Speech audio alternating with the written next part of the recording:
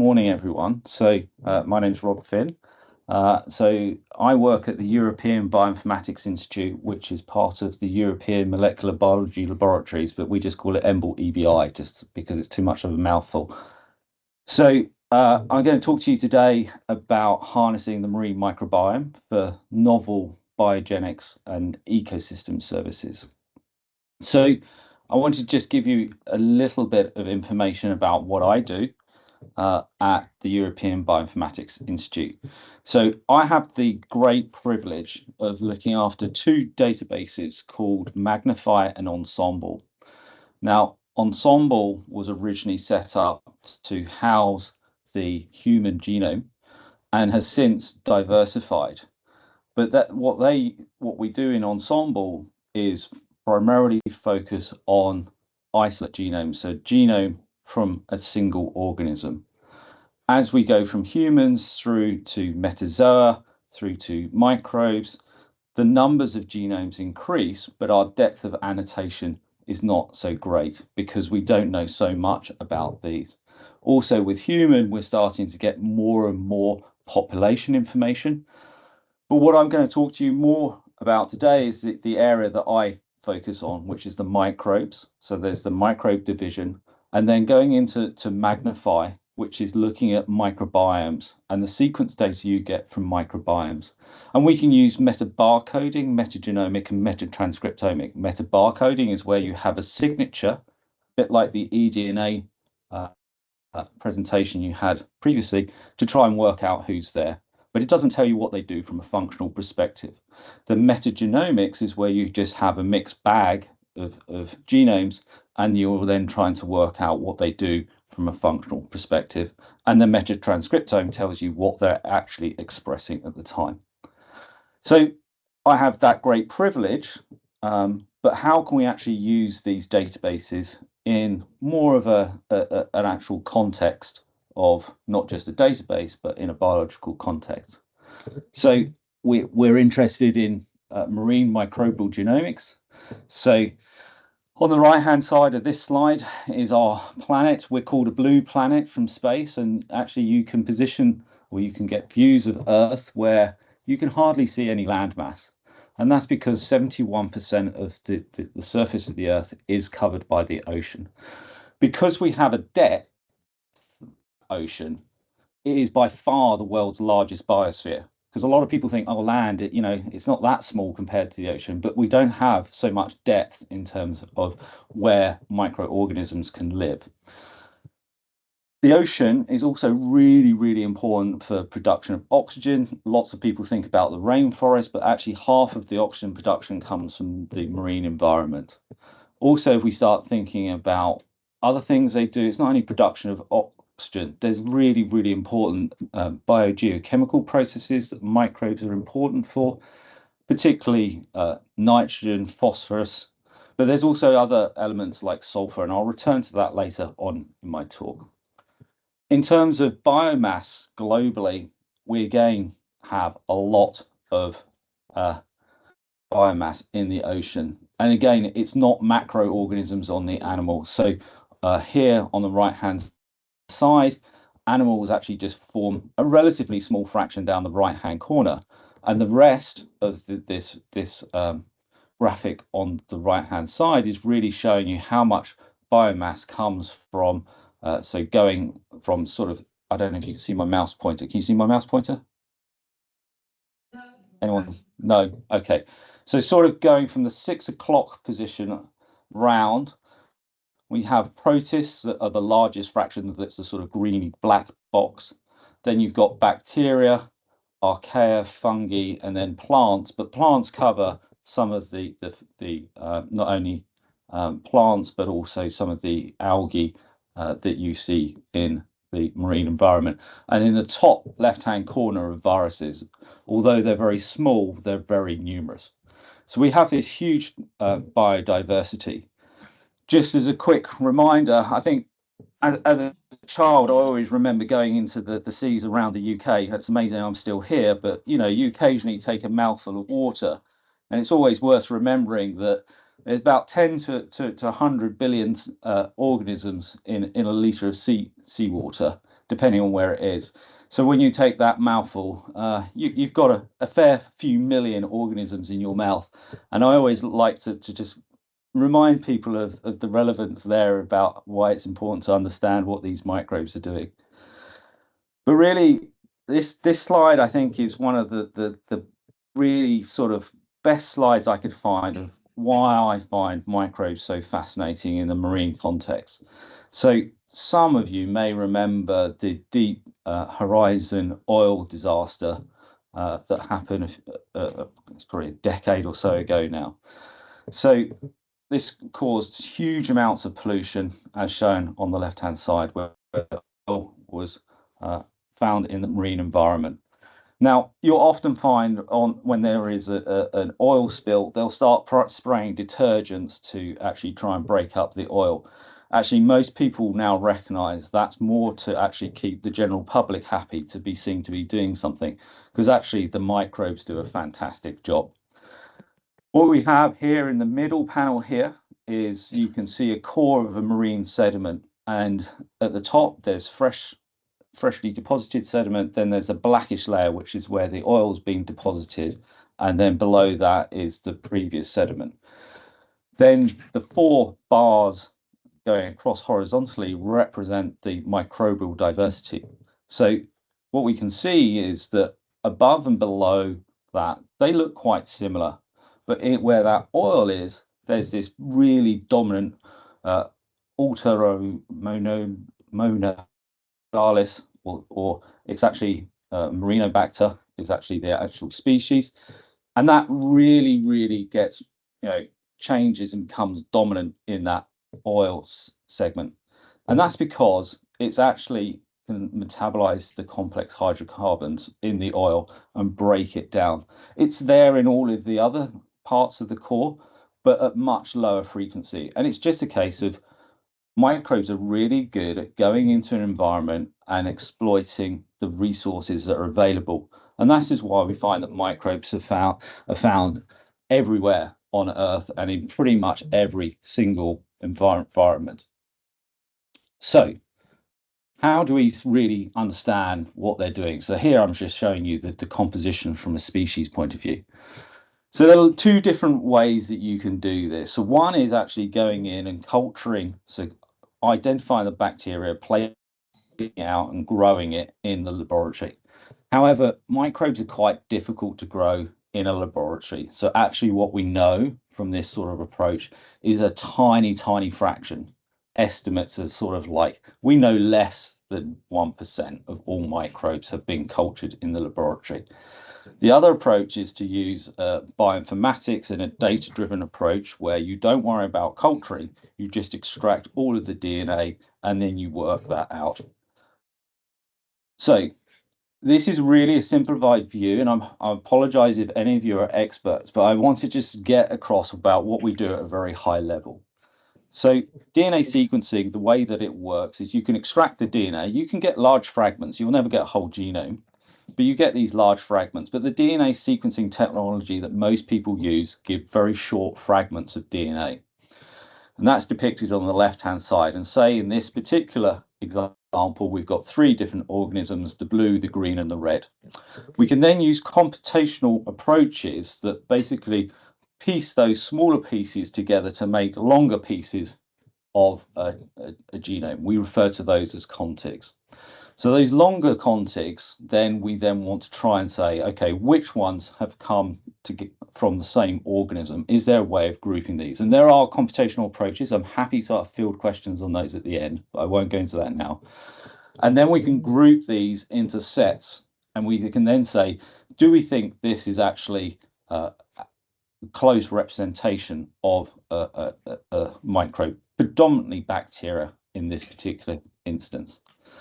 If you don't quite follow that, just think of it as essentially you go into a jigsaw store, you take all the puzzles off the shelves, you empty all the pieces out onto the floor, mix it up, you lose a load of those pieces as well, and then you tell someone to put it back together again with the best effort, and you always have some missing pieces. So we do this, And we do this at scale in my team. So we try to be agnostic about the environment where we can go sampling. So we do human gut through to the marine environment. But we've now gone through literally trillions of those DNA fragments from hundreds of thousands of metagenomes, and we have over 500,000 genomes that we have pieced together. How do we actually get to that 500,000? So we do filter out a lot of the time. We can get only a few edges of that jigsaw puzzle together, and we basically say we just don't know that this is correct or that it's complete enough to make use of it. We can also do some comparisons, and we all really like doing these comparisons. We do this sort of de novo recovery of genomes, and then we compare to what has been cultured in the laboratory. And we can do this, and we can see actually quite often we get very, very close to those organisms. So using that approach, we can go in and we can start assembling lots and lots of genomes from the environment, and it's both my team and the wider scientific community. And here we have two phylogenetic trees of all the genomes that we have. On the left-hand side of bacteria, on the right-hand side are archaea. So in the bacterial tree, there's over 12,000 different genomes. The tree is the black coming off the black tips. The colors indicate whether it is an isolate genome, which is red, and there's very, very few of those, or whether it's an existing mag, we know about it from somewhere else, or this is completely novel.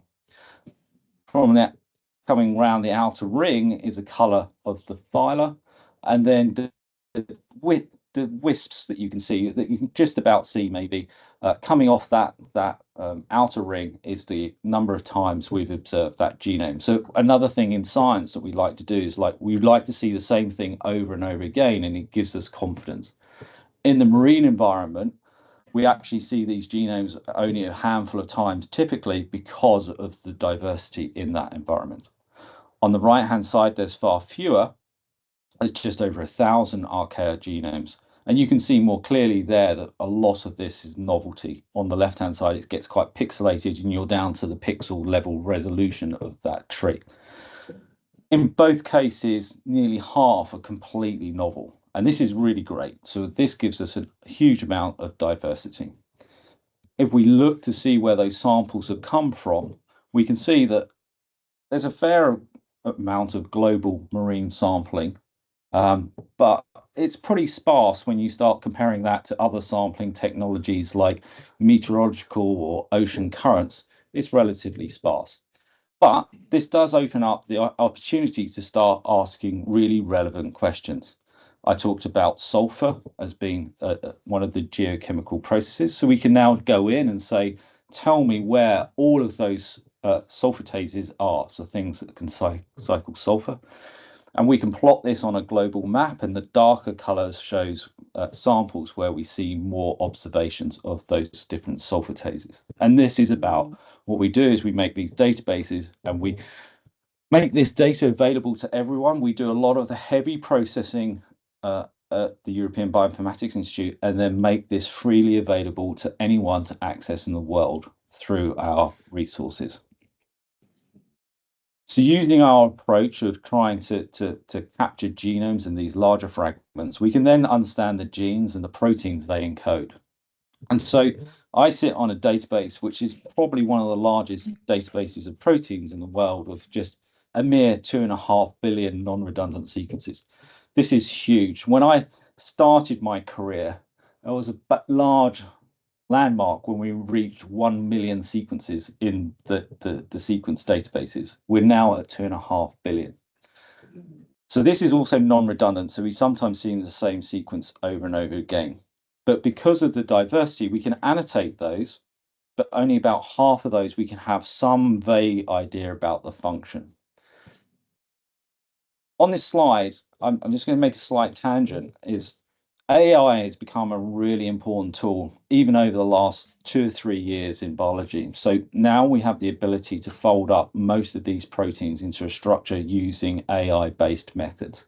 There are other methods, which I'm not going to talk about too much, where we can also improve annotation, looking at patterns of the sequence, or where we can learn from other areas. So this is on the left bottom corner, Santis is where we can look for biosynthetic gene clusters, so arrays of genes where they lead to some interesting products, such as antibiotics. And then down the bottom is more about annotation, how we can fill in some of the gaps of the annotation. But what I'm going to spend a bit more time on is this notion of using all of this information to discover novel enzymes that we can then use in a commercial setting. So we know this works. So I'm going to give this is quite an old slide, but I just wanted to show you that actually how we do things has really, really changed. So I worked closely with a company in the UK called Biogenics, and they were interested in actually there's a biotransformation. So a precursor to nylon production is adipyl nitrite. And you can then take the waste product from adipyl nitrite manufacturing to actually make something else that's quite useful. And so they're after a particular nitrolase. They had a known nitrolase, but it caused a byproduct of actually having acid that was then corroding the steel tanks that they had for undertaking this process. So we went into the metagenomics databases. At the time, they were relatively small. They were nowhere near that 2.5 billion. We found just over 1,000 hits. We could then filter those down to about 400 candidates and then sample that. They took 12 through to actually manufacturing, and one of those went into production. Now, this went from idea through to actually being applied in an industrial setting in 9 months. Now, that is amazing pace if you're ever used to that. Before, we'd be talking probably 5 years to get an enzyme into production. So that's just an example of an easy case because you know what you're looking for. You're just looking for using nature's engineering to actually harness and get a better version of that. However, we like to tackle difficult problems, and I'm sure that everyone's well aware of this, the fact that plastic pollution, particularly in a marine setting, is really, really quite upsetting and is a huge societal problem. So there's this article from the Times, which is from 2018, that basically said that out of 102 sea turtles, virtually every single one of those had plastic in their digestive system. So it's just like this is everywhere, and that's macroplastics. There's microplastics and nanoplastics that so every time you wash your clothes, you actually have pollution unless you're using natural fibers all the time, but most people have synthetic fibers and pollution is coming through there. So we're looking for enzymes that can degrade plastics. The problem with plastic is it's a new substrate. This has only been around about 70 or so years. So actually, nature hasn't quite evolved to degrade plastic really, really efficiently. And this is a real problem with current plastic degrading enzymes. And you can recycle plastic, but current methods are actually quite energetically unfavorable. It costs a lot because it's mechanical and heat based. So we can replace that process with something with like an enzyme. It becomes much more efficient. And so what we've been able to do is go into the databases and find examples of plastic degrading enzymes. These are what we call broad spectrum hydrolases. So it's not evolved to degrade plastic, but it has the ability to break it down using water. So a classic, one of the first enzymes discovered was this IS-PETase for breaking down PET as a plastic, as shown in that grey bar. We then been able to search the database and get a range of sequences around that space, and that's shown in that curved bar. And there's actually 3 different what we would call functional families that we think are capable of doing for degrading that plastic. And then we can then go in and use the structural models and the information from the sequence to work out what are the potentially tunable residues and which ones are really conserved and which ones must we keep. And then we can use that information to actually select examples across that tree for then actually testing. that process is good, and it starts telling us and that we can actually find examples, and actually we have a very good plastic degrading enzyme that works at much more manageable temperatures. And most of those existing PETAs, the one in the middle and the one to the right, actually work at much higher temperatures. So the one that we have on the left hand side is ours, and this is actually an actual structure of that enzyme. I'm not asking you to be structural biologists, but what I'll say to you is, in the center facing you is the active site, and what you can see is the original, it's quite closed over. On the right hand side, that the IICG PETase is a bit more open, and on the CL5 you can quite clearly see there's a nice open channel, and we think this is one of the reasons of why that is working as an enzyme. So I've talked about the potential from the marine environment. One of the other things that I'm very conscious of is making sure that people are aware of, actually, when you go into these environments, that there is an obligation of access and benefit sharing. So that means that if I go in off, as in the case here, there's a sample off the coast of Brazil. If I actually use that physical sample, I have to be aware of the Nagoya Protocol, and that if I make a commercial or profit or commercial entity from that sample, I have to share that back with the original country. And so what we have in Magnify, we now show the actual economic exclusive zones that impact, and that's that darker blue off the coast of Brazil shown here. And then we do on the website show what your potential obligations are for that sample. Even since we introduced this into Magnify, this notion of digital sequence information and access benefit sharing has actually moved on, and there is now an emerging protocol where large companies need to pay into something called the Cali Fund, where those profits then get distributed across the countries providing samples into these databases, because tracking information is very, very hard. Okay, so I mentioned about this slide, and I sort of said, okay, we can see these biosynthetic gene clusters as on the bottom left-hand corner. And I've gone, I want to do metagenomics, and I want to get to these. The problem is I could do this all computationally, but actually getting this as a piece of DNA that I can then use in a wet lab is actually really, really quite hard. You can do some synthesis of genes, but that's quite difficult. So actually culturing has a really important part to play as well. And so what we have as part of the Blue Media-Omics project, which I coordinate, and Marla's part of, and she said that I'm off to shortly, is starting to look at producing large systems for profiling organisms. So in this particular experimental setup, we've got a lot of naturally occurring pollutants. So this is anything from antibiotics that are runoff from wastewater. We get agricultural pesticides. We've got PFAS, so those persistent chemicals. We also have things like rubber from vehicle tires, etc. So we've got this panel of different chemicals, and then we are starting to array those against marine organisms, and then looking to see if they actually can degrade those particular products, because there's a huge capacity to do this biotransformation. And so this is really an opportunity for us to actually use these microbes in earnest. Another piece is actually sometimes these organisms don't work in isolation, and actually we need little communities. So there's also this notion of trying to understand the relationship of those, and we can use some of the data to drive those. Putting all of the data together with the notion of understanding the distribution of microbes in a global setting, understanding what they can actually do, and there's still a lot of work to understand what they do.